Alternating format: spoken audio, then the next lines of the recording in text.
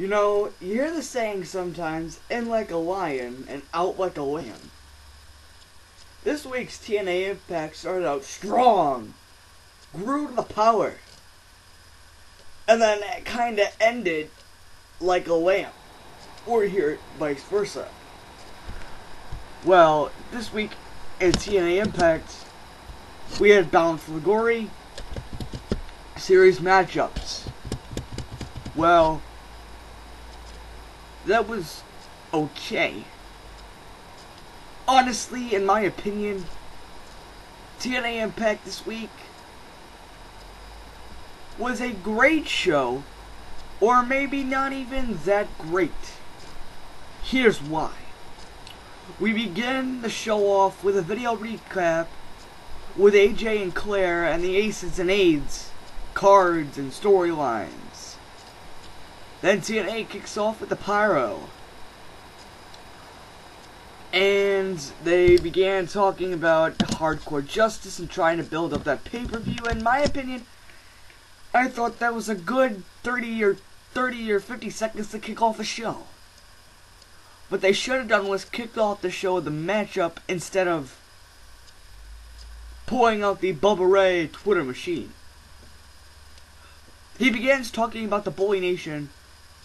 It says Joseph Park taught him there's enough evidence of someone that they're being guilty. He says Storm is guilty of being involved in the Aces and Aids, and then he would defeat Storm and get his 7 points for the Bound for Glory series of matchups. Storm eventually comes out and challenges him to a fight on the count of 3. 1, 2, 3. Bubba Ray pussies out and leaves the ring. Storm obviously said that he had nothing to do with Aces and Aids. Well, of course, after that happened, they were interrupted by Aces and Aids on the big screen, as they like to call it. Their voices were like robot voices, which I really didn't get. Fat men, tall men, small men. Honestly, you could kinda tell who are behind the Aces and Aids. Well then, they were impressed with Sting's issuing their open invitation, which they are going to do at some time. In my opinion, that was okay. Honestly, Bubba Ray, I honestly think that Bubba Ray and James Storm are okay. Well then Bubba comes back in the ring and accuses Storm again. Then they cut him off and it went to like a bang bang commercial, like the power went out. I honestly thought that the power went out, but it didn't go out. It was a sudden commercial. That Dixie Carter was like, oh, we need our sponsors. Cut the commercial. Honestly, there was really nothing left to prove about that opening segment.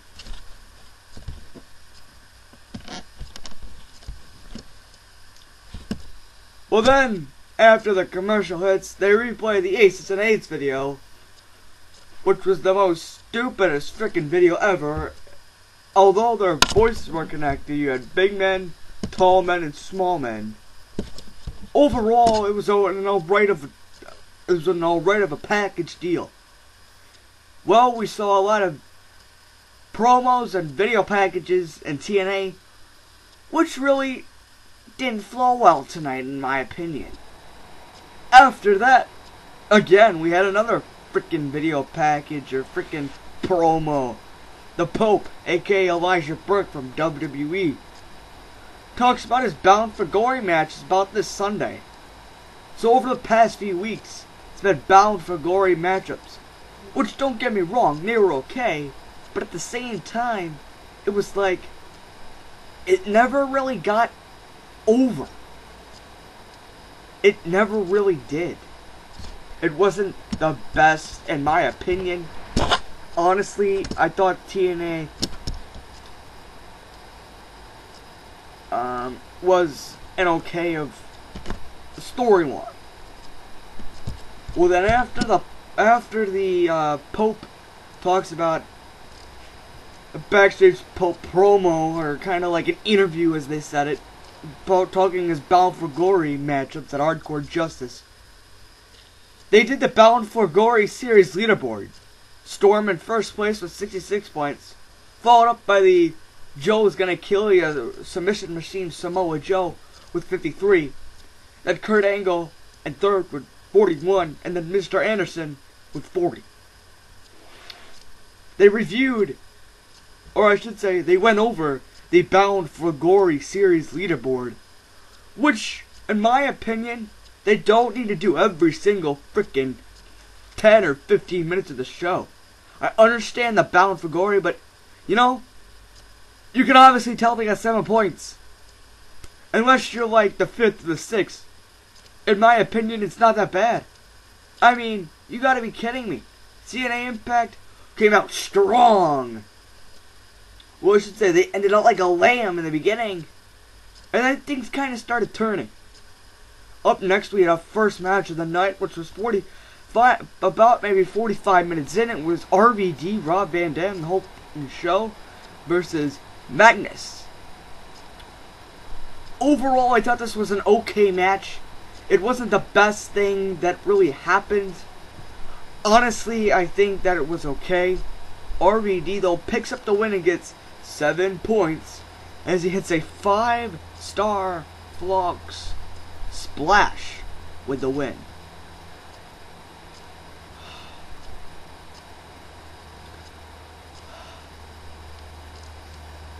Again, they go through the leaderboard again. It says RVD has picked up 7 points. Ridiculous.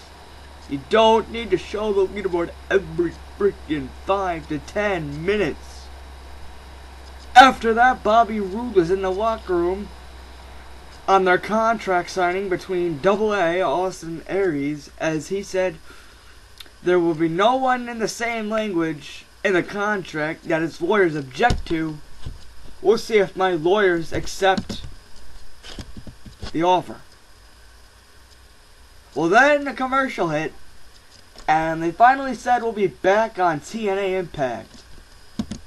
Well, at least Dixie Carter this time didn't throw in a commercial and be like, hey, we're just going to throw the commercial and get our sponsors in. No. That was crap. Just a filler in spot. Next, after that, we reviewed Claire's baby shower from last week.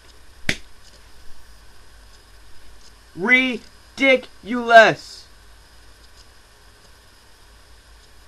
Come on.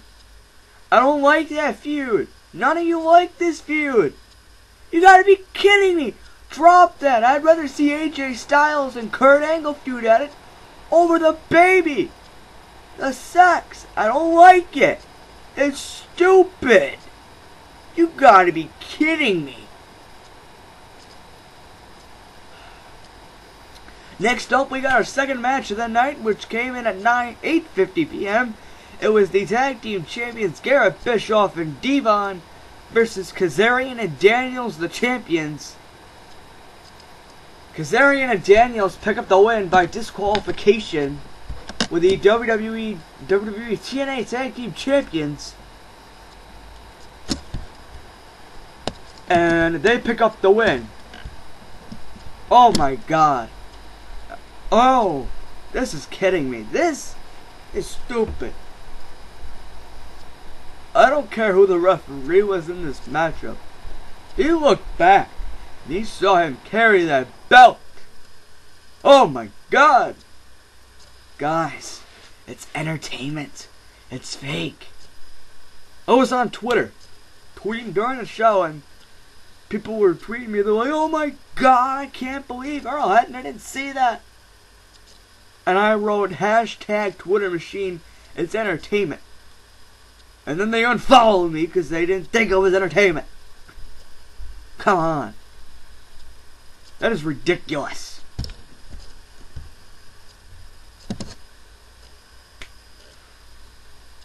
After that, a video package from Sting and Brooks meeting from last week, the 4th of the night.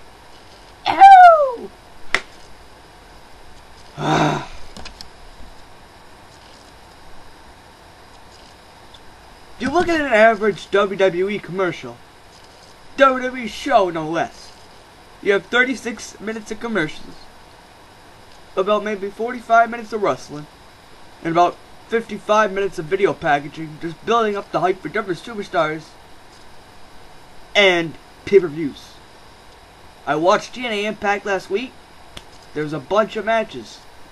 TNA trying to copy WWE and try to do all these different things. I honestly think they can do it, and WWE can't help with the lawsuit and everything. This, in my opinion, was okay. Well, after that, Sting calls out Aces and A's and gave Brooke Hogan the night off to take care of his father. Hulk Hogan is probably 57, he's probably older than that, and he still wrestles. God bless you. After that, the Bound for Glory's interview, the 6th video package of the night, with several different superstars. This is probably one of the video packages that I really liked. And I really liked that because it was kind of necessary, and I really liked it because they really built on the occasion. It wasn't just, oh boy, we're just gonna rip out these video packages that fans don't like, and we're gonna drop all our viewers. No. Once, dos, tres, cinco, seis, and siesta. The siesta was one of the best video packages of the night. They talked about broken bodies for the 20 points and hardcore justice, and in my opinion, that was an alright of a promo. It wasn't the best, but it was better than some other ones, like Sting calling out Aces and A's, a video of... I understand they're trying to recap if people didn't really watch the show, but the show is on YouTube, people. If you can't figure out an hour or 22 minutes of your own time just to watch TNA, stop watching wrestling. A true wrestling fan watches Ring of Honor, TNA, $5 Wrestling, WWE, and independent circuits, and Japan Wrestling. They also watch NXT, which is WWE. And in my opinion, it is an okay situation. If you are only watching WWE, and you just look at the results for TNA Impact, that, in my opinion, is okay of an idea. After the Bound for Glory's interview with the different superstars, Robbie E., the version of WWE Zack Ryder, and Robbie T. had a ring set up, and Robbie E. cut a little promo, thinks he's going to win the Bound for Glory series, that he only has 5 points. You watch, it's going to be the 4th superstar, because TNA is obviously going to drop Mr. Anderson or someone else like that. You can obviously Bubba Ray come back. You can obviously see, Daniels can possibly come back. There's a ton of things. So then he kind of cut a promo. He says you know it, bro. Why don't you come and get me, bro? I'm going to get another 5 points and win another 20 at this Sunday, bro. There were enough bros in this package than everything else in TNA. Bros, broski. So then he said he will put Jeff Hardy through a table as he shows the footage from 3 weeks ago that he beat Jeff Hardy. Jeff Hardy's music hits and he comes out and doesn't even say a word. Just attacks.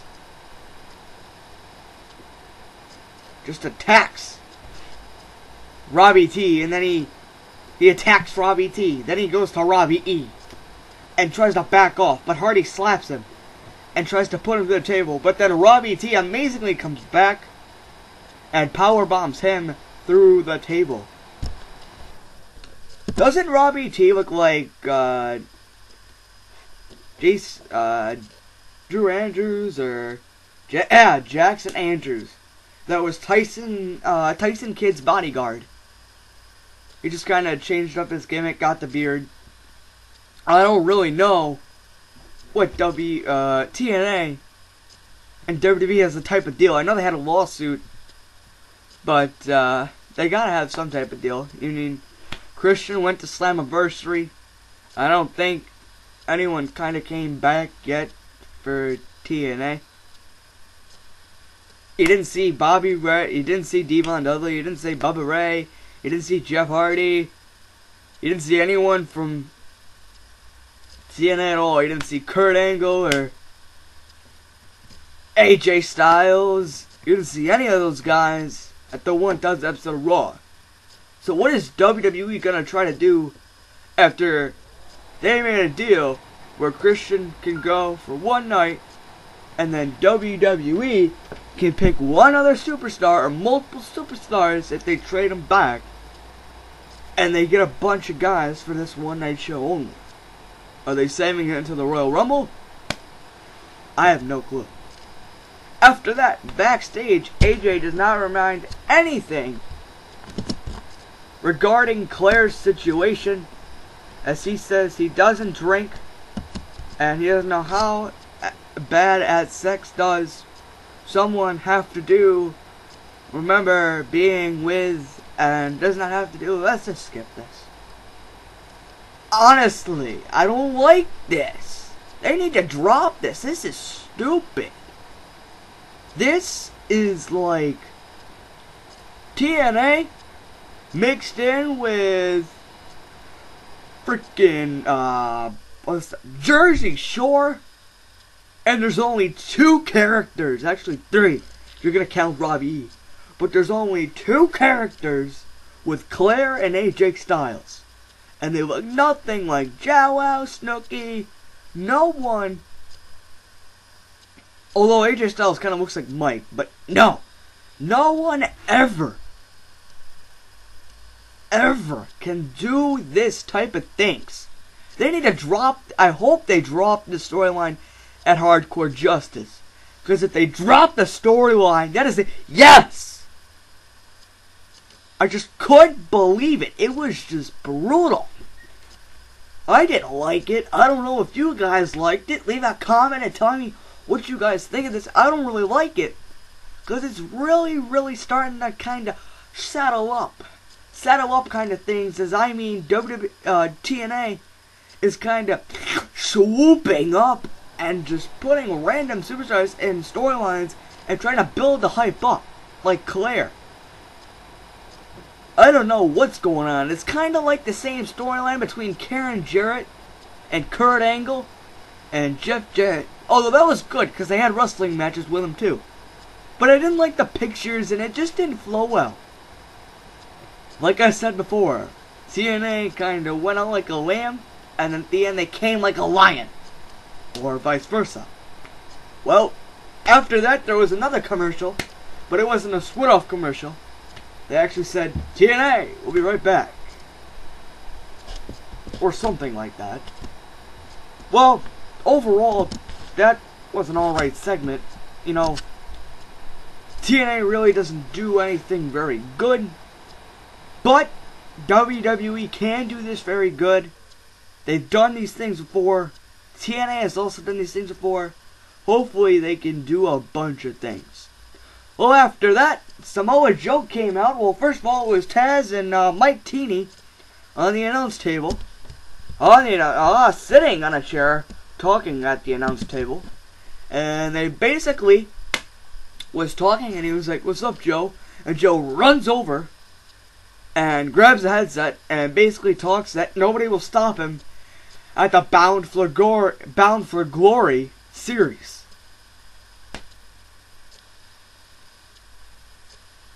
Okay, whatever. You know, it was an alright promo. I'll give TNA props on that one. It was good. Then more things came. Claire was at ringside for AJ's match versus Kurt Angle. Why? She's already been on the show before. She already had those video packages. She already had the promos. Come on, TNA. enough with the baby segment. Well, next up is the Bound for Glory series, Kurt Angle versus AJ Styles. Kurt Angle gets drilled with a drop kick and goes out the side of the ring. AJ slingshots him over with a top with a crossbody. Great sequence of moves. Then a commercial hit, and it was a sudden commercial. It's like the power went out again. Well, then we got back into the fight, and Kurt Angle was running over AJ Styles, and he hit him with his belly-to-belly suplex, which wasn't bad. As Claire looks on, and Angle did the sequence of moves. He applied a headlock. AJ fights out Angle and hits him with a TLO wheel, I think that's what they call it, a TLO wheel, wheelbarrow neckbreaker. Back to the headlock. Both men connected with a series of clotheslines, and AJ gets the offense way up on the mat, and AJ rebounds him with a trifecta of German suplex. Great sequence. AJ counters the Angle slam and connects with a peel, but Kurt Angle gets his shoulder up at the last second, and then Angle counters the Styles clash. Then Angle hits the Angle slam for 2, not 3, 2. AJ applies the lock again. AJ springs over the apron, flying forearm, clash Styles. Somehow Angle kicks out. Oh, Angle kicked out. Oh my God. Angle kicked out. Hello? Entertainment. It's fixed. Well, that just about wraps up the match though. Well, AJ goes on top and brings the belly-to-belly suplex, but AJ kicks out. Angle misses the moonsault with the rope to the corner. AJ goes for the 450 splash, but Angle kicks out of the knees and hits him with the Angle slam. A great matchup. Your winner of this match, Kurt Angle. He picks up 7 points. Claire goes over to congratulate AJ Styles on his way to the ramp. Touches his arm, but keeps walking as we get close up and confused to her face. And I'm telling you, that close up was weird. It was like, here's my face. I'm gonna give you a close up.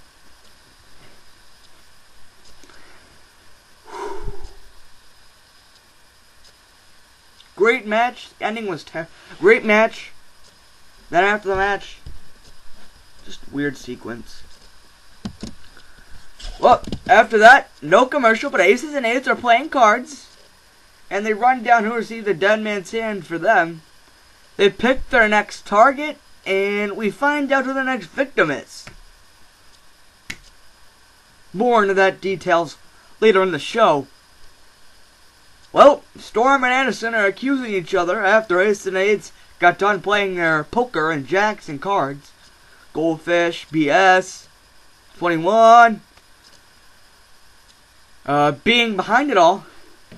And then a commercial hit, and Austin Aries AA, we finally get to see him on the show, finally, who was on the phone backstage talking about Rude threatening him to not sign the contract. And, you know, that was pretty it. And then the WWE quitting Kale Kim, the ripoff, took on Miss Testmaker.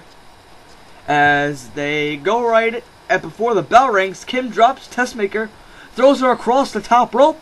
Kale drops her across the knee, which gets a 2. Kale stops Testmaker's stomach. Says blah blah blah blah blah blah. Too many things happened at once. Well, let me read that slowly, because when you watch it on TV, you couldn't really figure out what happened. Well, they were fighting before the bell even rang. Then the bell rang. Kale kicks out at 2.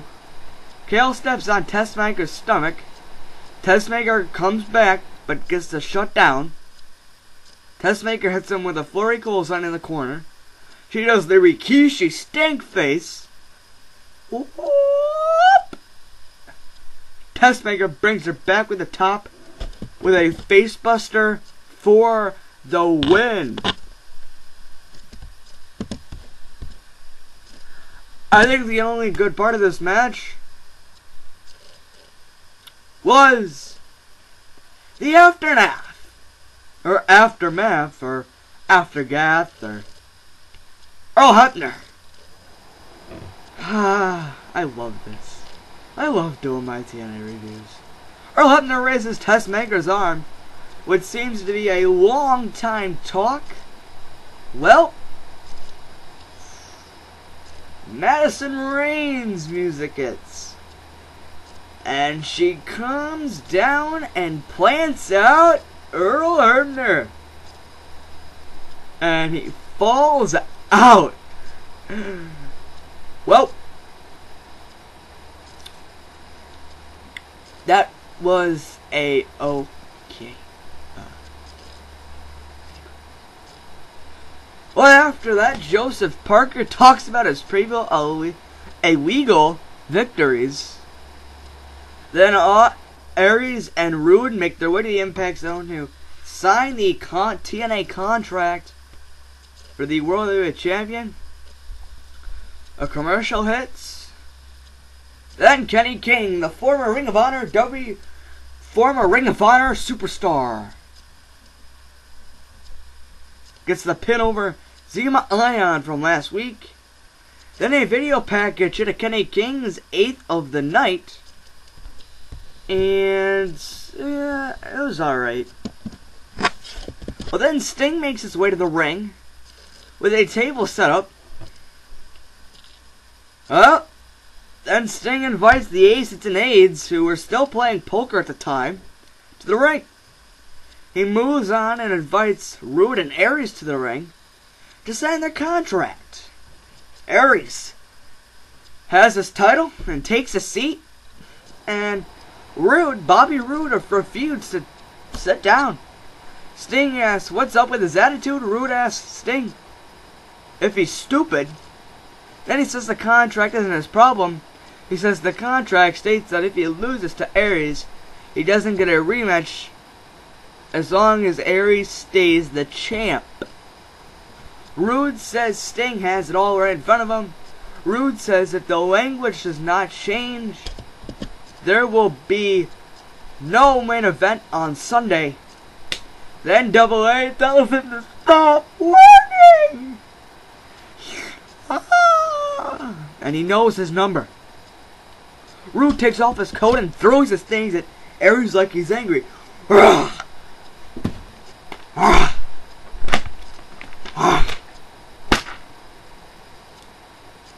Roode offers a hand to Aries. He shakes it.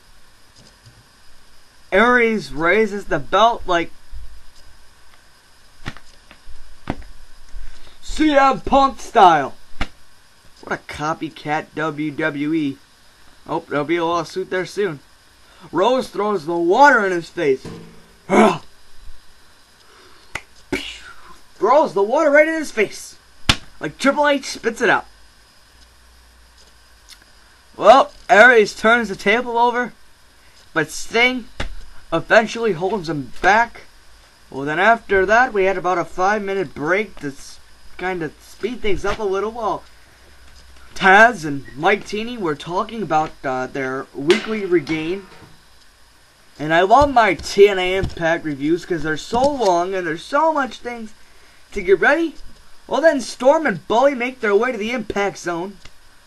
And a commercial hit. There was about 45 minutes of commercials in this thing. Well, then backstage we had an interview package, the 9th of the night, as Chavo Guerrero came.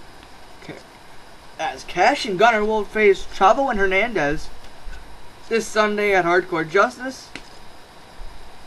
Kenny King will face Zema Ion for the TNA X Division title. Miss Testmaker will face Madison Rain for the Knockout title, which we figured out 2 weeks ago.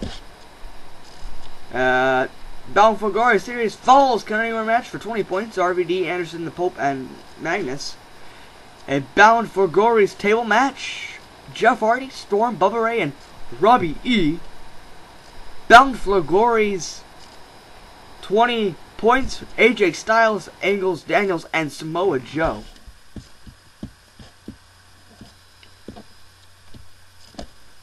Well, then our main event happened.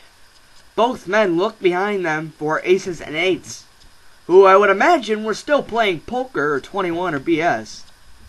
Bubba Ray catches him with a boot, and after he catches him with a boot, we went to a commercial break, and Storm came back with a series of rights and neck breakers and body drops, and Bully Ray answers Storm, and it's a rock, and rock bottom for two, and rock bottom for two, and rock bottom for two, and he hits him with a rock bottom for two, and you know your role, and you don't copy TNA or WWE moves. You know your role, and you do not copy TNA or WWE moves. Well, that wasn't it. Storm fights off the full Nelson, then catches him with a moonsault, and gets the two. No, that is not a WWE move. Chris Jericho does it, but it was invented in TNA. Actually, no, it was invented a long, long time ago, when WWE was actually the independent circuits. Well, Storm comes off the top rope with an elbow drop. Bubba Ray hits the Bubba bottom and gets the two. Bubba misses a backsplash off the top rope. Storm hits him with a Chris Jericho leg hold breaker. What? Chris Jericho leg hold breaker. What? Chris Jericho leg hold breaker.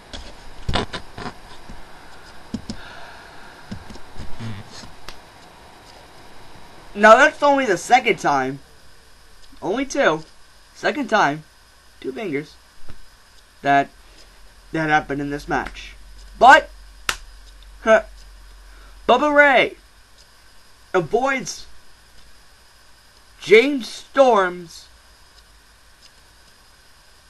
last call finisher.